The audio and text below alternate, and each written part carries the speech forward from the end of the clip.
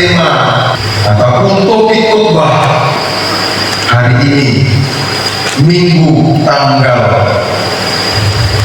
14 September 2025, bagi jemaat Tuhan di DPDI Anugerah Desa Satahinauli, Kecamatan Pulang, Kabupaten Kapal Tengah, Sumatera Utara. Tergembalakah atau hanya sekedar terdaftar? Ini penting bagi gereja Tuhan, umat Tuhan, dipertanyakan dan harus dijawab oleh masing-masing kita, baik sebagai jemaat maupun sebagai hamba Tuhan. Harus dijawab. Ya, kalau jemaat seberapa tohodo tergembala,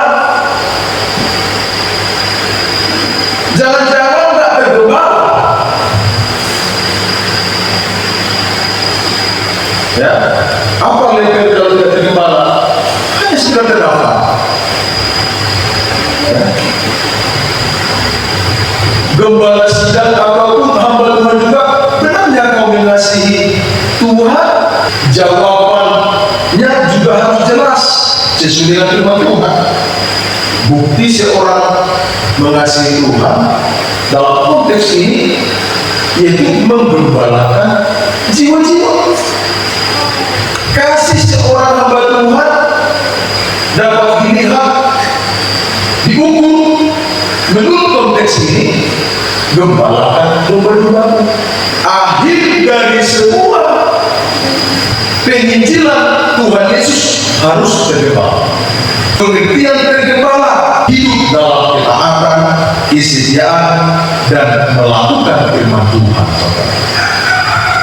sehingga hidupnya terpelihara, terjaga, terlindungi, tertuntun oleh Sang Gembala, yaitu Tuhan Yesus Kristus. Itu kalau pengertian tergembala. Kalau pengertian terdaftar, saudara, bagaimana?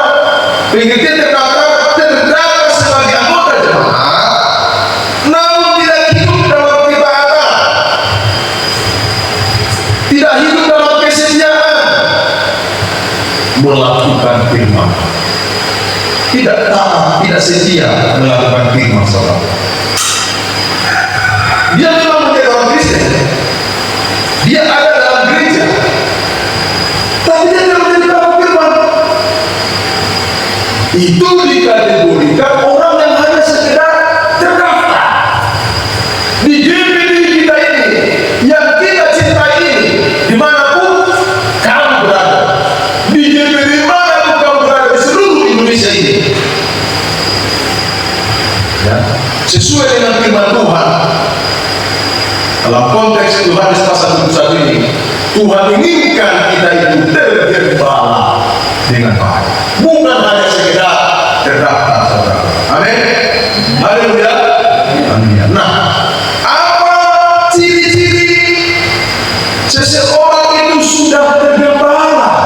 Harus kita tahu ciri-cirinya, kriterianya, sehingga kita bisa menyesuaikan diri, ya, sesuai dengan firman Tuhan tentang seorang yang hidupnya tergembala. Mari kita buka kira-kira satu ciri yang pertama, yaitu dalam Yohanes pasal 10 ayat 27 sampai 28. Ia dengar-dengar dengan suara jemaatnya. Amin. Ya.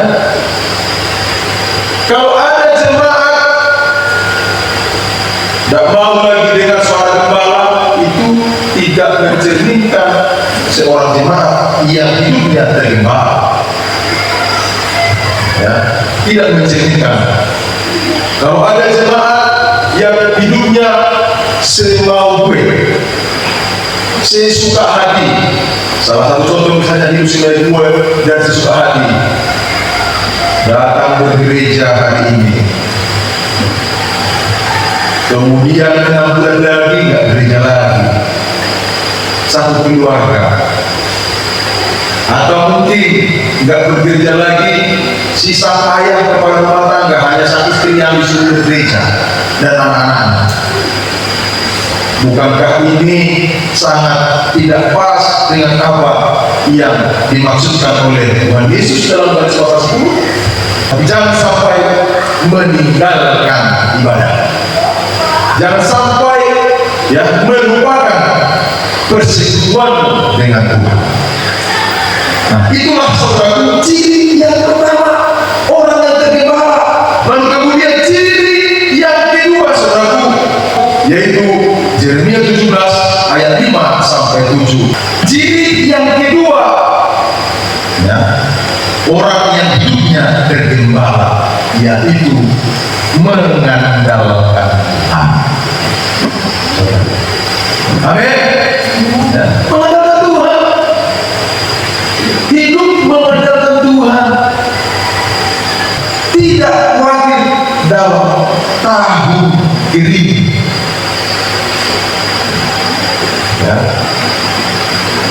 Saya hubungkan kaitkan dulu saudaraku dengan keadaan Indonesia saat ini dan ke masa-masa yang akan datang, dan hubungkan juga dengan Alkitab.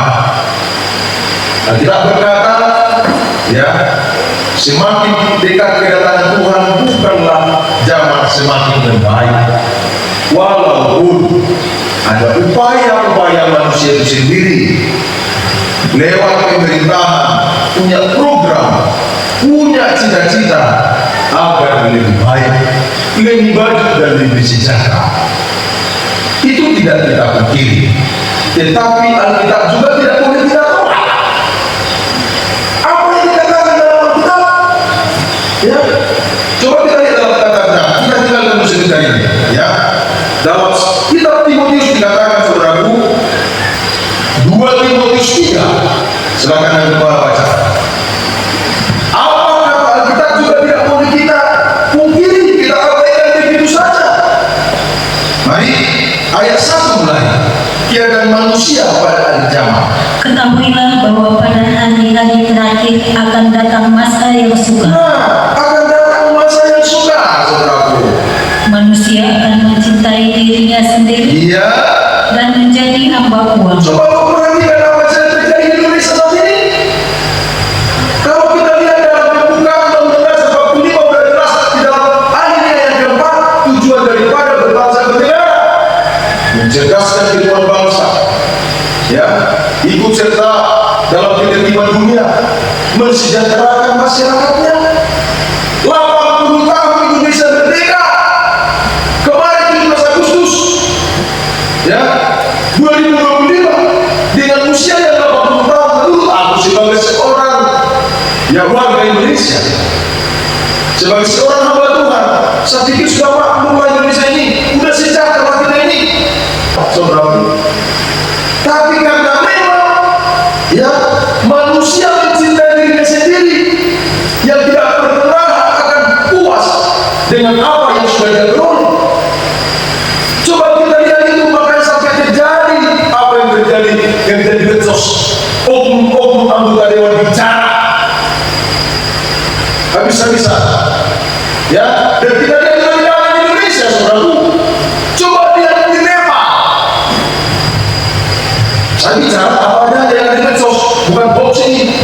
Bukankah tergenapi firman Tuhan ini? Manusia mencintai dirinya sendiri dan menjadi hamba uang. Kurang puas bagaimana gaji anggota dewan itu? Coba lihat juga di dalam media sosial yang sudah dinyatakan oleh Bapak Masinton Pasribu SHM. Coba sampai dipangkas diajukan 80 juta tunjangan rumah para anggota dewan di Taman Tengah. Lalu beliau berkata cukup 30 juta aja. Dan kemudian biaya uang komunikasi anggota dewan Taman Tengah dari 10 juta, cukup 1 juta aja, ada cukup itu.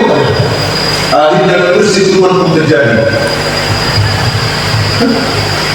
Tapi saya tidak terlalu maju jauh bicara mengenai itu. Tapi sebuah contoh-contoh fakta yang terjadi. Yang di Nepal itu sampai itu dikejar sampai ke sungai, dibakar istrinya pada pejabat-pejabat itu. Ini fakta. Sekali lagi saya katakan mengingat niat manusia lewat pribadi maupun kelembagaan namanya Indonesia, dia bercita-cita mensejahterakan masyarakatnya adil dan makmur. Tapi dalam pelaksanaan, saudaraku, Alkitab harus kita juga penuntun buat kita. Dalam 2 Timotius pasal 3 ini, ketahuilah bahwa pada hari-hari terakhir akan datang masa yang sukar. Ayat 2, manusia akan mencintai diri sendiri dan menjadi hamba uang. Mereka akan membual dan menyombongkan diri. Mereka akan menjadi pembina. Mereka akan berontak terhadap orang tua dan tidak tahu berterima kasih, tidak mempedulikan agama. Terus tidak tahu mengasihi, tidak mau berdamai, suka menjelekkan orang, tidak dapat mengingat diri, garang, tidak suka yang baik, suka mengkhianati, lebih menuruti hawa nafsu daripada menuruti Allah. Terus secara lahiriah mereka menjalankan ibadah mereka, tetapi pada hakikatnya mereka memungkiri kekuatannya.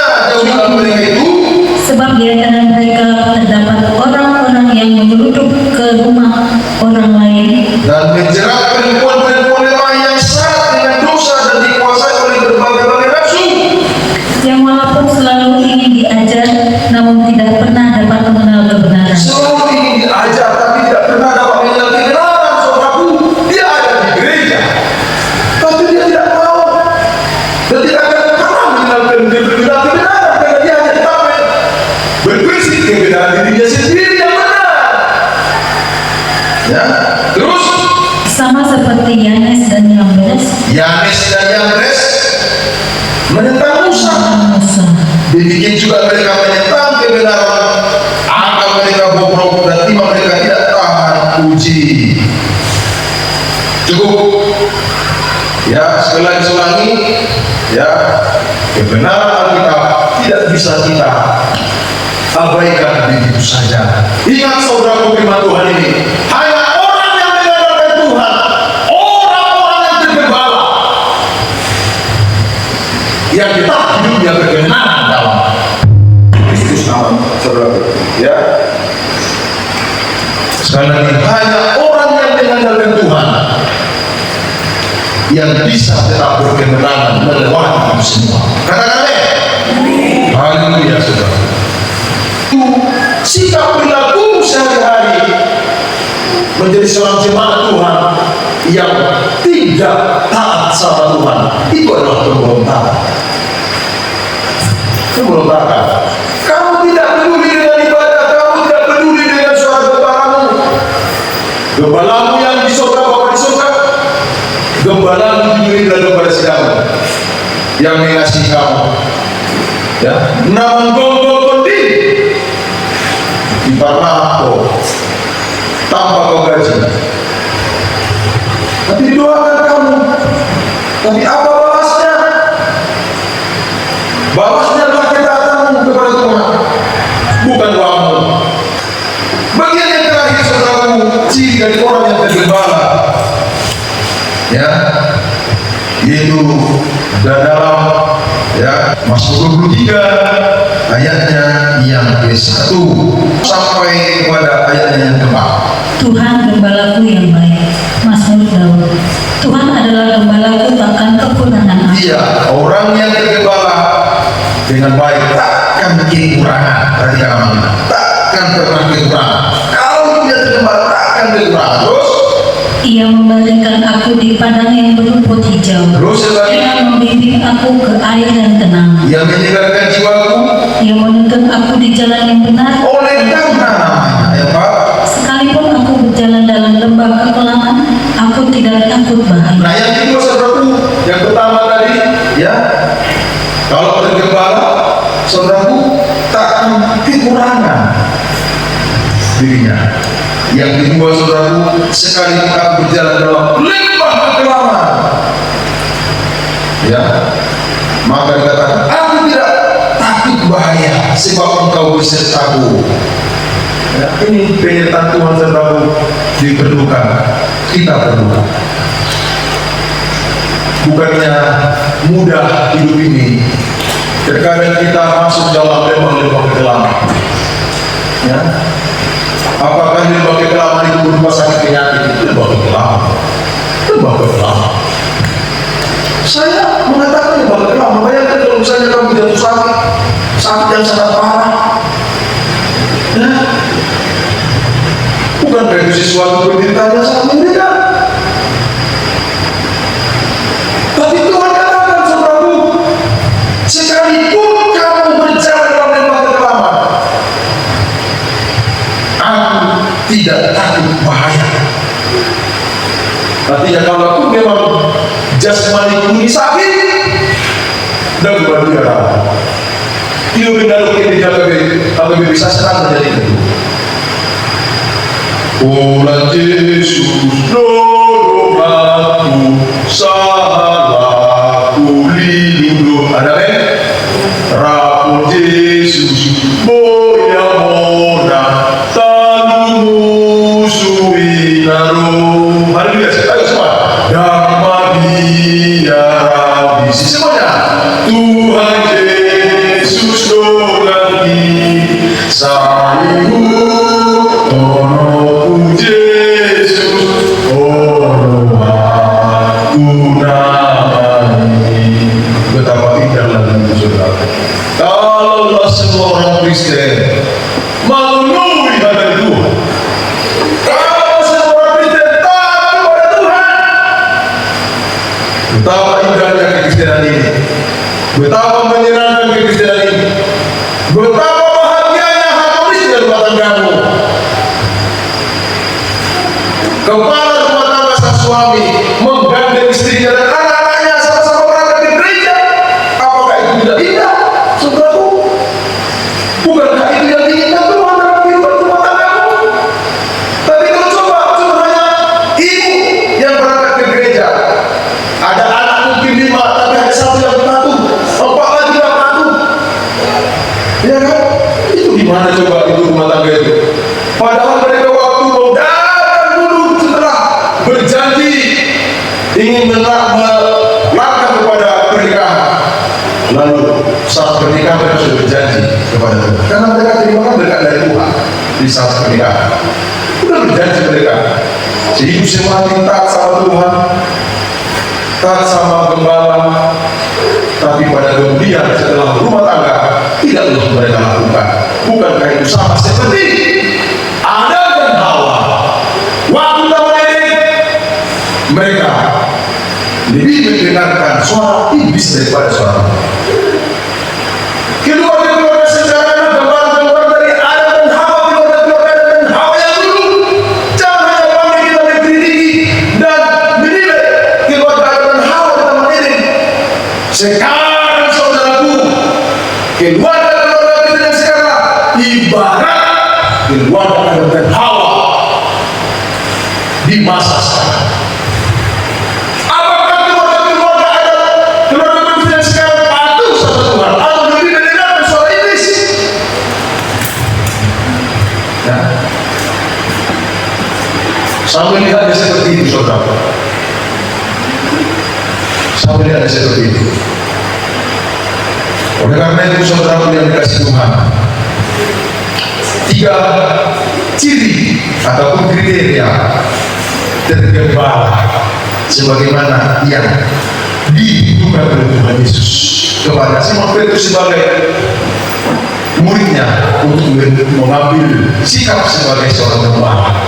Hidup tergembala itu sesuatu yang sangat penting. Amin. Haleluya. Harus tergembala, tidak hanya sekedar terdaftar sebagai anggota jemaat di gereja. Dan terdaftar banyak, tapi dari sekian kami yang terdaftar dalam gereja lokal, berapakah yang tergembala? Ayo berlomba untuk hidup tergembala. Jangan puas dan senang hanya di posisi, di level menjadi jemaat-jemaat yang hanya sekedar terdaftar, tapi juga harus menjadi jemaat di level hidup tergembala.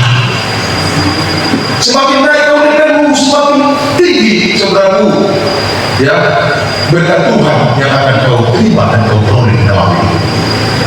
Segeralah menyerah dari sekedar terdata, lalu meningkat menjadi hidup dan gembala. Dan satu ayat lagi buat hamba Tuhan. Ya, buat hamba Tuhan, para pelayan, para gembala-gembala sidang, hamba Tuhan dimanapun kita berada, saudaraku. Ini firman Tuhan buat kita karena masih terkait dengan hidup tergembala dan menggembalakan domba-domba gembala Allah. 1 Petrus 5 ayat 1 sampai 4.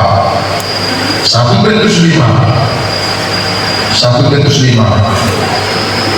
ayat 1 sampai 4. Kalau tadi ciri yang pertama, 2 dan ketiga dari tergembala buat semangat. Yang 1 Petrus 5 ayat 1 sampai 4 adalah buat rekan-rekan saya, hamba Tuhan, pelayan Tuhan. Tadi silakan dengan gembala.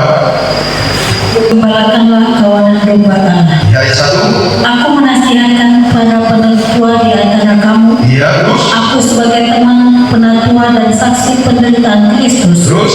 yang juga akan mendapat bagian dalam kemuliaan yang akan dinyatakan kelak. Ya, ayat 2. Gembalakanlah kawanan domba Allah yang ada padamu. Ya. Jangan dengan paksa, tetapi dengan sukarela, sesuai dengan kehendak Allah. Dan jangan karena mau mencari keuntungan, tetapi dengan pengabdian diri.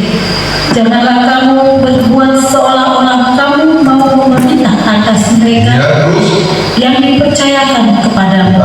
Tetapi hendaklah kamu menjadi teladan bagi kawanan domba itu. Ayat 4. Maka kamu Perhatikan berkat Tuhan yang kita peroleh sebagai gembala-gembala sidang, pelayan-pelayan Tuhan dimanapun kita berada. Maka kamu, ya silakan, apabila gembala agung datang, kamu akan menerima mahkota kemuliaan yang tidak dapat lain. Cukup. Ya, inilah berkat Tuhan bagi gembala-gembala dan para pelayan-pelayan Tuhan apabila hidupnya dengan benar menggembalakan jiwa. Jangan dengan terpaksa, tapi dengan sukarela. Jangan bermaksud untuk mencari keuntungan dalam pelayanan. Walaupun memang kamu berhak untuk diperhatikan, berhak untuk hidup sejahtera dari pelayanan. Sekali lagi di bagian akhir, ya, dari Yohanes pasal 21 ayat 15 sampai 17. Tergembalakah atau hanya sekedar terang? Jawabannya adalah hidup tergembala. Tidak hanya dalam hidup tergembala, tapi kita lihat dari ciri-cirimu, ciri-ciri jemaat itu. Yang pertama yaitu mendengarkan suara gembala. Yohanes pasal 10 ayat 7. Yang kedua yaitu mengandalkan Tuhan. Yeremia pasal 17 ayat 5 sampai 8. Yang ketiga, saudaraku, orang yang tergembala itu terlihat dalam ciri-ciri tidak pernah kekurangan. Mazmur 23 ayat 1 dan ayat 4. Ayat 4-nya sekalipun dalam lembah kegelapan tidak akan pernah takut bahaya. Saya contohkan tadi hanya mungkin satu bagian daripada dalam kegelapan itu, satu penyakit yang sangat parah. Kau dan Tuhan berhubungan dengan baik, walaupun fisik jasmani sakit, hancur-hancuran dalam pengertian aku menderita sekali, tapi roh harus tetap bergembira. Roh harus tetap melekat kepada Tuhan, bahwa dengan kekuatan roh, jiwa dan mentalmu harus melampaui sakit dengan fisikmu. Makanya sampai adanya hanya Yesus jawaban hidup. Hanya Yesus jawaban hidupku. Puji Tuhan, Tuhan Yesus berkati kita semuanya. Salam.